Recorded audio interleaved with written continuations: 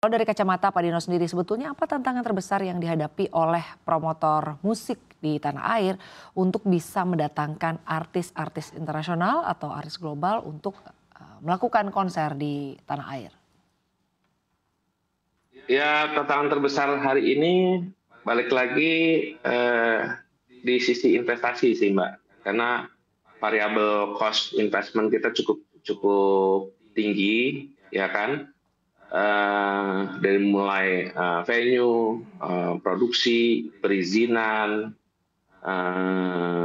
ya semua variabel-variabel investment kita cukup tinggi. Makanya boleh dibilang kalau dibuat cost per tiketnya gitu, kenapa kita cukup tinggi ya, karena mungkin pas dinilai dari sisi investasi cukup tinggi. Makanya kita sangat perlu dukungan pemerintah. Kalau kita lihat berkiblat ke Singapura, ada Singapore Tourism Board yang quote unquote mensupport secara penuh terhadap any kind of konser atau festival yang terjadi di Singapura, karena mereka juga pendapatan utamanya dari tourism. Harapan kita juga pemerintah bisa involve, bisa mensupport secara quote unquote all out juga ya ke industri kami ya, apakah dari sisi fasilitasnya, dari sisi quote unquote sponsorshipnya, investasinya, agar industri kami itu tidak industri yang hanya mengandalkan private sector gitu. Jadi terjadi juga kerjasama secara real, konkret antara kami pelaku industri dengan pemerintah. Agar apa? Agar dampaknya pun akan dirasakan oleh pemerintah juga secara langsung.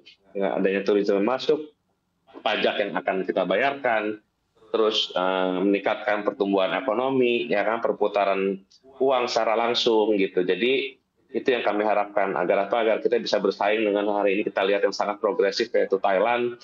Kalau kita lihat Singapura juga selalu menarik audiens dari Indonesia secara majority. Jadi harapannya kita harus menjadi raksasa juga dari sisi dunia pertunjukan, karena kita punya aset yang cukup besar, ratusan juta penduduk di Indonesia. Belum lagi kita juga punya seniman-seniman yang luar biasa. Kalau kita bandingkan dengan negara tetangga, ya kan, kita cukup kaya dengan karya lokal kita sendiri yang bisa kita expose. Tapi itu bisa terlaksana kalau pemerintahnya juga mempunyai vision yang sama akan potensi tersebut. Baik Pak Dino, lalu selanjutnya Pak, bagaimana sebetulnya peran APMI dalam mendorong regulasi yang lebih mendukung bagi industri konser musik di kedepannya? Ya, dari tahun lalu kita bekerjasama dengan Kemenparekraf, dengan Kemenko Marves dan kepolisian juga sudah mencoba membuat OSS atau One Single Submission, perizinan digital satu pintu. Tujuannya apa? Untuk mempermudah proses perizinan, mendapatkan output, timeline dan cost yang fix, yang mungkin selama ini di level konvensional itu sangat sulit gitu kan. Adanya sistem digitalisasi ini kita harapkan mendapatkan format secara fix, secara timeline maupun secara cost. Tapi di sisi lain juga kita harapkan dengan adanya OSS ini secara big data akan tercapture berapa manusia yang terlibat, berapa quote unquote transaction yang terjadi, ya kan. Mungkin nanti ke depannya juga berapa banyak UMKM yang terlibat di situ. Jadi secara big data event-event tersebut bisa dievaluasi gitu ke depannya, sehingga industri kami juga semakin maju, memiliki potensi, orang juga semakin banyak yang trust dan mau menginvestasikan dananya terhadap pelaku industri pertunjukan maupun festival musik di Indonesia gitu. Baik Pak Dino, lalu terkait dengan persaingan ini menarik jika kita melihat bagaimana sebetulnya mungkin artis-artis global yang melihat Indonesia atau jika dibandingkan dengan negara-negara lain di Asia Tenggara. Sebetulnya potensi Indonesia ini seperti apa? Kita lihat kan ada beberapa artis yang pada kenyataannya tidak sempat singgah atau mampir ya untuk melakukan konser di Indonesia. Menurut pengamatan Anda sebetulnya apa yang menjadi pertimbangan? Ya mungkin pastinya kalau pertimbangan banyak faktor sih Mbak. Ada faktor quote unquote nasional dalam konteks secara investment juga cukup tinggi. Sedangkan untuk menutupi investment tersebut kita harapkan berbanding lurus dengan audiens yang hadir. Gitu seperti kemarin Bruno Mars itu 3 hari, ya secara investasi pasti kita bisa hitung sangat luar biasa besar. Karena stadium show dan harus memenuhkan sekitar 180.000 audiens, ya kan? Itu pasti dari pihak promotor juga melakukan investasi yang sangat luar biasa besar. Dan ya kita nggak tahu apakah itu bisa menghasilkan profit atau tidak, tapi balik lagi challenge-nya sangat besar juga, investasi sangat besar. Jadi itu yang harus dikalkulasi, karena artis besar itu pasti hari ini juga rate-nya sangat